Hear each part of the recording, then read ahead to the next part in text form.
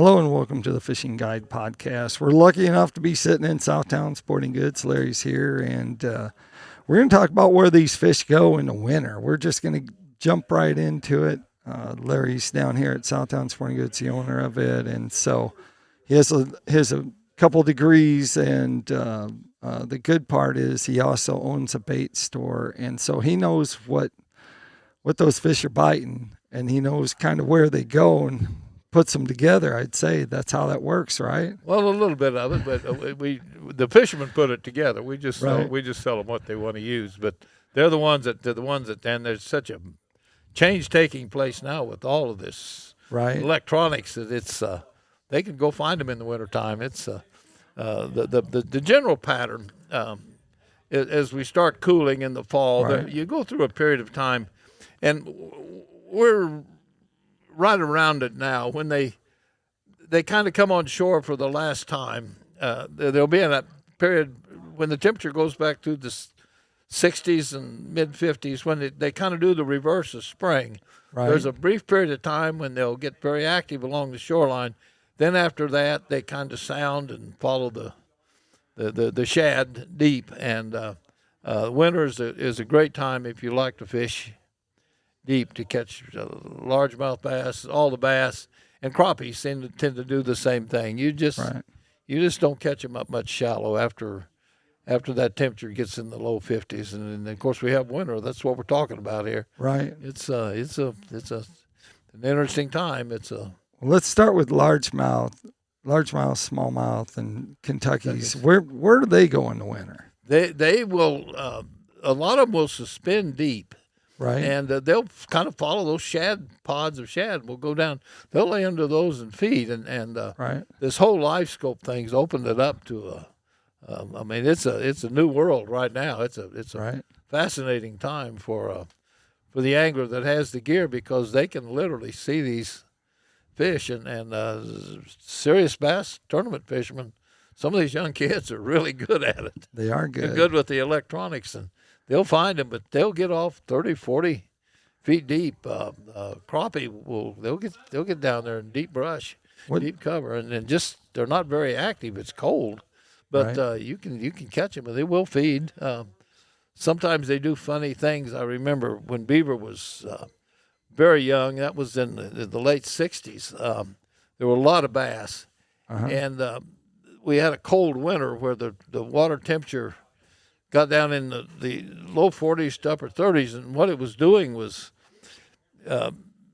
even though the change was minuscule from day to day, in the middle of the night, some of these shad would seem to become inactive in these pods down deep, and we fished them with spoons, just cast spoons at them, right. And they would feed up till about 9 o'clock in the morning till the sun got up, and then it seemed like they got enough energy from the sun to kind of right themselves for another day.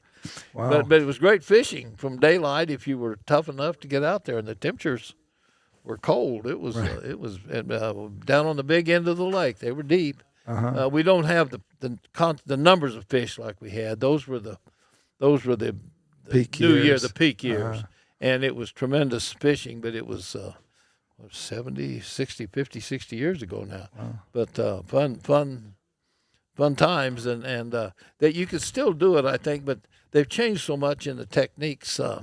We see them using a lot of small, kind of soft plastic baits and something with the shiny head where they can get the electronics to spot the bait.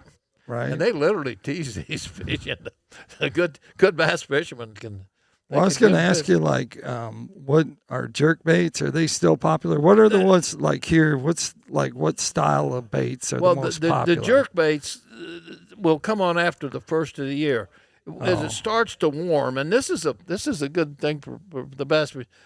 A lot of the bigger fish seem to become active a little earlier, and they'll move up into that warmer water, just starting to warm, just daylight around a tree or something. Yeah. And the jerk baits become really good. Of course, the mega bass are a big one, but you've got the Smithwick Rogues, all the old. Right. And there's a number of new baits that have been built. But the little jerk baits, or some call them stick baits, the jerk baits become very good, just very slow. You fish them, just twitch them. I know some of the fishermen that excuse me, were good at it. They would sometimes wait 10, 20 seconds, for twitching it again. But the fish aren't real active. But that's a January, February, early March fishery when it's starting to warm. But in the midwinter, they're just deep and cold. And I'm excited to see what the anglers do with all the new technology. This is to me, it's an exciting time. They've learned to. Yeah, they've learned. They can see them now. One of the been using the scope eye, the PICO scope eye jig head, and putting the Z-Man right, just a little 3.5 inch right, something that mimics a shad body, and just catching every species that swims. Everything's out there. They're deep, but it's and it takes a tough guy to go after them. It's cold some days. So what happens with the stripers?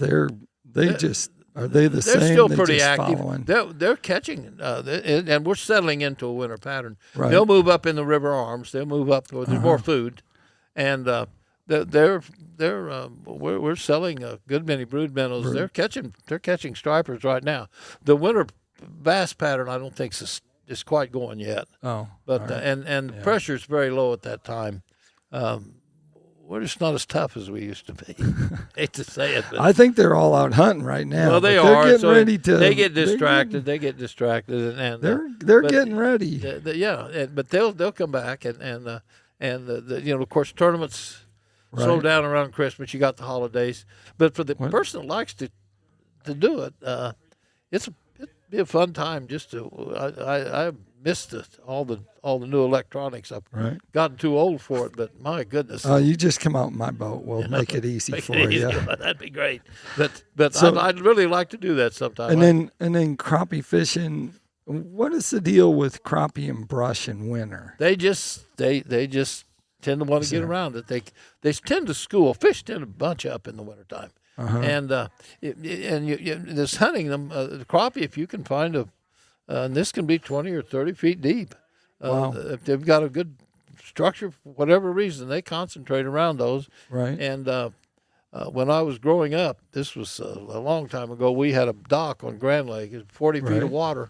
And in the wintertime, it was a phenomenal. We just pour all kind of brush in it. Right. And it was a phenomenal crappie fishery, but they would concentrate and stay there. If you can find them, you can go back and harvest them multiple times, but you got to have patience. You got to find them. The distribution becomes, I guess we'd say, kind of poisson or grouped little patches of them, and then they'll find the structure or something they like, and they're there, and you can fish them. It's good. We better talk about walleye because everyone loves walleyes. Where do people buy? Where do they buy, and what? Where do they? How do you catch a walleye? Get into this winter period? Well, the walleye are going to move very early to the rivers, the upper lake. They're stream spawners. You mean like January? January, and people, some of the good walleye fishermen will get on them early. Most people start looking for them in March. Right. But a person would be wise. You can take a large live minnow, or you want to fish a bait fairly slow, but some of the deep crankbaits.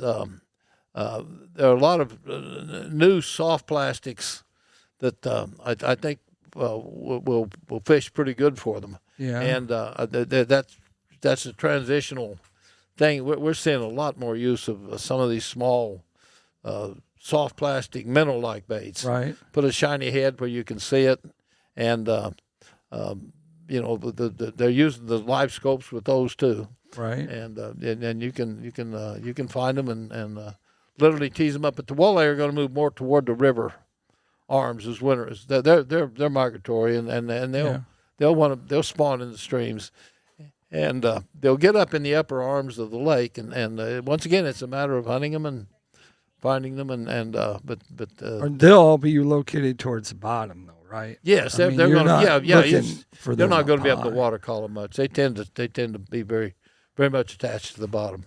And is there like a substrate, like what they like to be around, like pea gravel, or? Well, they in the streams they're just bottom dwellers. They'll lay on the rocky bottoms. Yeah. But I think I don't know. They seem to like a hard substrate. That's for sure. Right. And they're finding them and learning to fishing on the summer. They've been out deep. They're out off Right. long points, but spring and they're the first ones to head for the creeks. They will be, if we get good runoff, a lot of rim flow. Yeah. They'll move very early to the headwaters, and that's really where I would, if I was going to fish them in January or early February, that's where I'd hunt. I really would. Is there a certain depth? No, the target on well, I'd go down to 20 feet for sure. Right. But no, if there's a lot of runoff, they'll get in those streams. Yeah. In the rivers, just where they'll call it the headwaters, where the river's running into the lake. Right. And they'll concentrate in those areas. So is that like .12 area? Well, probably above that. I would go above 60, the 412 bridge on Beaver. The Kings River. Right. But just into the lake. But they'll stage very early. They get in the tailwater below Beaver, below the big dams. That's a good place to look for them. And they'll just get their. That's their males. Males run up first. They're the first. Well, they may all be there, but the males are the ones you see first, and the females come. But they're the earliest spawners, and so looking for a winter pattern, they're there long before people realize it. And there are few fishermen are good at fishing them. But most people, like you say, it's cold. It's cold. It's cold. But and they're tend to be a little nocturnal. If a person's tough enough to set out on a snowy night, might be a great time to catch a good walleye. They're active in very low light, big eyes, and that would be a good winter project for somebody to figure out how to chase them. But go to the headwaters. If they do, they're not going to tell. No, they're not going to tell anybody. But there have been we have customers that are really tough and go out and they catch good walleye, big walleye early. Yeah. But you not even necessarily like in the Kings River, the White River, not up in the river, but in the headwaters, above Hickory Creek, for example. Right. And above .12 if you want to look at that. Right. But in up the War Eagle, but you just have to hunt them and find them, and they do show up early, and they show up in greater numbers in wet years when you have more runoff. Right. They just otherwise they never. I mean, they're not like a salmon where they go back to the same stream. Right. They were fishes of the upper Mississippi. They ran up to streams to spawn. They're stream spawners, and they get there way early. They're a cool water fish, and people overlook it. A lot of people start looking for them 6 weeks after they should have been there. Right. So it's an early season, but the bass fishing in the winter that's just hunting them deep and hoping you find them. So, does the water table change like when it gets to a certain temperature? Is there an influx where the water's warmer or colder on the bottom in the winter? Warmer water is lighter, above 39 degrees, lighter than colder water, so it can run over. But a lot of times in the winter, you'll be playing with snowmelt. Right. It's cold. And in the spring, this whole stratification thing starts to set up. It's not set up, but, temperature can have a... Will that change the one Beaver if they're looking at their electronics, and will there be a line that shows up? I don't think you would see it. I don't think you would see it that time of year. Is there a temperature where like largemouth bass and things aren't going to go below that? Like, is there? I think probably the winter distribution is set by how deep your prey. The shad will ball up and get deep, and they release some of these, particularly in bull shows, 70 or 80 feet down. That's deep. I would hate to fish that deep, but certainly 30 or 40 feet. Right. And it probably has something to do with light penetration, and just where the prey. They'll follow those shad down, and the shad get deep in the winter. You don't see them up on the surface. But sometimes you see them up on the surface they on can. a warm day, Sure, and you're against the white bluff, and you You'll see that. But in the winter, I would, if I was going to fish for bass, I would first hunt the prey, and you can look for birds. Right. A lot of days on a warm day, they'll kind of come up, and you'll see seagulls or something. Yeah. That's always something, little things in nature that can help you. Right. There's been a few loons that have been hanging out they're there at the lake. They'll be gone when spring comes. They'll go back north. But we always have a few loons on the lake, and right. They're an interesting bird. Of course, the cormorants they're fish eaters, and I guess you could look for cormorants, but they. But for whatever reason, the crappie, for example, they tend to get around brush. It could be 15 feet deep if you got good brush. Right. You may find them. They get up in the river arms along the edges of the channels where it's cold, but it seems like you want some structure in the wintertime.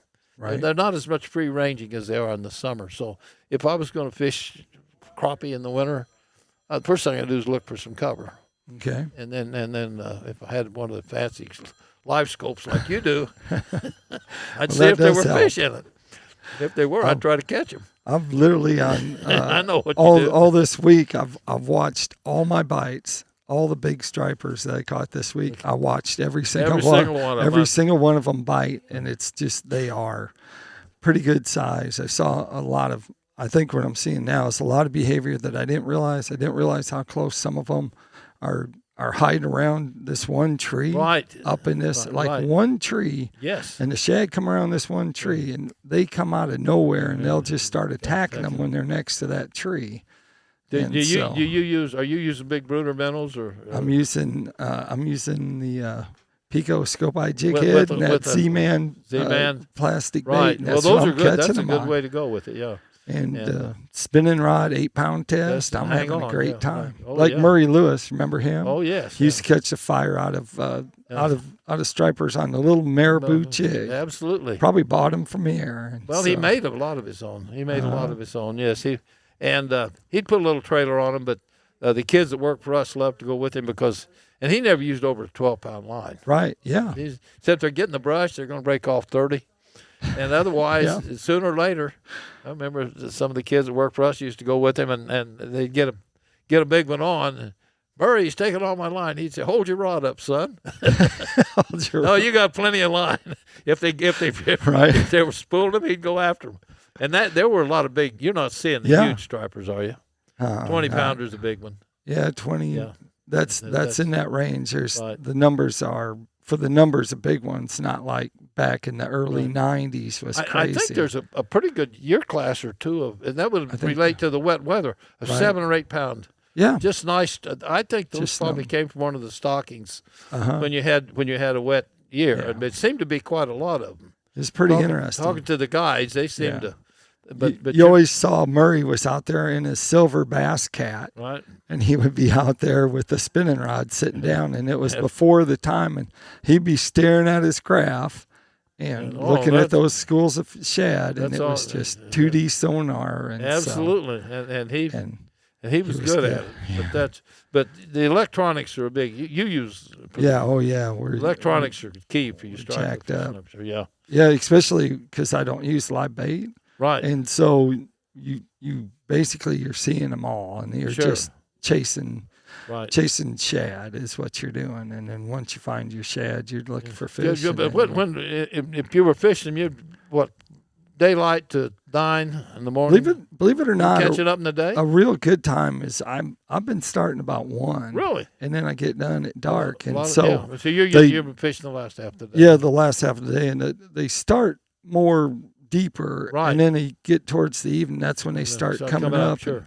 Then you always have that opportunity where they just go nuts and they just start eating on top. Right. And you're like, you still see that in the winter? Sometimes rare, you do. Yeah. It's rare, but a lot of times they won't bust the surface. Right. Like they'll swirl. Right. But they won't bust the surface. Right. Or the schooling action's underneath. So you see them, they're schooling, but they're schooling on their graphs. I mean, the big thing I've always gone is always 52 and below. Use brooders or use small baits in general. Right. That's where you're going to catch your numbers. Sure. And then if you want a big fish, you might use one big, gizzard shad. But you knew that But the big 8 ones or are 9 a pounders. little scarcer now than they have been, aren't they? Yeah, Yeah, there's not the numbers, but it's hard for them to grow, and there's a lot of pressure. Our population growth has put a lot of pressure on them. Sure. I always tell everyone, if our lake was flipped around, if the dam was on this end towards Springdale and the rivers came in to the north, that it would be better for a lot of the fish, because when they would go spawn, they would be way up there by Eureka Springs instead of being in Springdale, where the distance to the lake is 13 miles, where if it was 40 miles, they might not get on them as bad, but it's we have this time of year, striper fishing is one of our big draws, and it's brooder minnows. We consistently sell brooder minnows, but they're up here where they can get to them easy, like you say, and they're active. Yeah, and they're good. They're good. This is a good time for them. Do you fish them right on through January? All the way through the entire time. Go all the way till April. Right. About third week of April, then I tell everyone that there's other things to go catch. Right. And there's numbers. Right. There's your numbers are there, and so it's hard to justify catching 5-6 fish, or and then compared to you're out there catching 30 and 40 fish or whatever. And when you have that big a fish, you're not going to have a whole lot of them on a per acre basis. Right. I mean, they're compared to crappie and what they're scarce. So if you're catching them all at 7 or 8 pounds, you're putting pressure on the big ones. Right. You're getting a lot of them before they get there. But I just did the conversation this year from some of the guides. It seems like the size is 7, 8, 10 pounds is pretty common. But then a 20-pounder's rare, 30-pounder's mighty rare. Right. Yeah. That's but it used to be that those were common when the pressure was low. Yeah. And we had getting back in the early 30 years ago. Early 90s, it was, I mean, if you brought a 30-pounder into Hickory Creek, and right. they go, yeah, that's a big fish. But it didn't excite anybody. Not a a 40, and it's a 30. It's a good one. The 40 was a good one anytime. So, and they would mount a 35-pounder. Yeah. A lot of them. Yeah, it's interesting. But that's kind of where we are now. You're right on the stripers. It's a good winter. It's a good winter sport. But the bass fishing, it's just difficult. You got a little more work. Yeah, sure. I like spoons and stuff. So I like fishing with the electronics. Always have. So this is good. If you can find them, it helps a bunch, because they're not evenly distributed right now. Like I said, they're patchy. That's right. Voice on the little schools of them. If you can, and you can find them with your gear, you can find them. Yep. Well, that takes us to Tackle Time. Tackle Time, sponsored by PICO Lures. Of course, I just talked about scope-eyed jig heads that they make, and of course, they're available here. What makes them special is they have a large head. They got a reflective eye, so they show up really good on forward-facing sonar. And they have a wire keeper, so your bait lasts longer. Larry doesn't want to hear that, but your bait will last longer. Your soft plastic, so you get to use more times, catch more fish, and so that's good. But they got everything from walleye. You can catch walleye or crappie or all that on.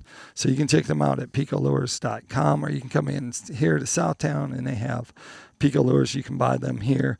Larry, if they wanted to come into Southtown, where would they go? What do you mean? Where would they go? Where they go? Come here. Yeah. But I mean, where are you located? Oh, I'm sorry. We're at 4602 North College in Fayetteville. It's just north of the Northwest Arkansas Mall, right next to Locomotion, east side of the highway on Business 71. So, and I have put a punch in too real quick is they had a lot of people talking about IA and all this and how technology is going to help them buy their fishing lures, that the computer can help them and they can put this in and that in, but nothing beats having someone that has experience about the reservoir that you're fishing, no matter what tackle shop that you're talking, brick and mortar, where people have been there a while, like Southtown or Hook, Line, and Sinker. Make sure you go this year and skip the big marts and come to the places where they have the people that are up front helping and working, and they live in the community, and it's about the community. So make sure you check them out, because that's what it's all about. And they have all the products you need, and they have the people up front that can help you get the right product. With that, That's good. Thank you. Yep, we're going to end this show. Make sure you keep your hook sharp and your lures in the water.